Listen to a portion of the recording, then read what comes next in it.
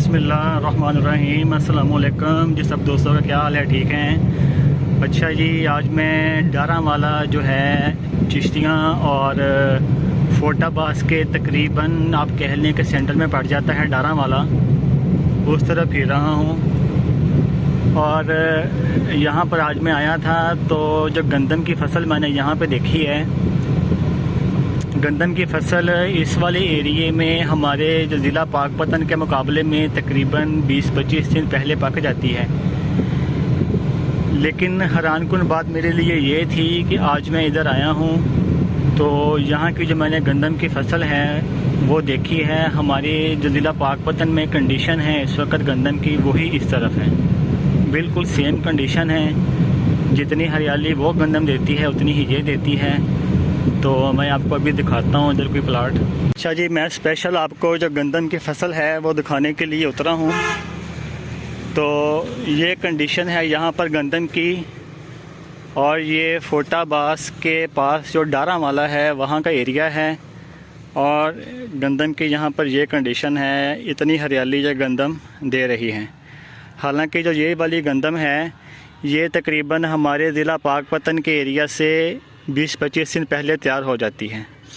और अभी हम अपने इलाके में जा रहे हैं ज़िला पाकपतन में, वहाँ पर जाकर मैं आपको जो वहाँ की गंदम की कंडीशन है वो भी आपको इंशाल्लाह दिखाऊंगा।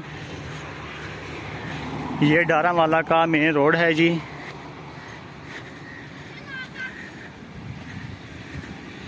तो अभी हम इंशाल्लाह पाकपतन की तरफ जा रहे हैं अपने इलाका में, वहाँ पर जाकर आपको कंडीशन दिखाएंगे। हाँ जी बच्चों, छुट्टी होगी आपको? कितने बजे छुट्टी होती है? 2:30 बजे? चलें ठीक है, ठीक।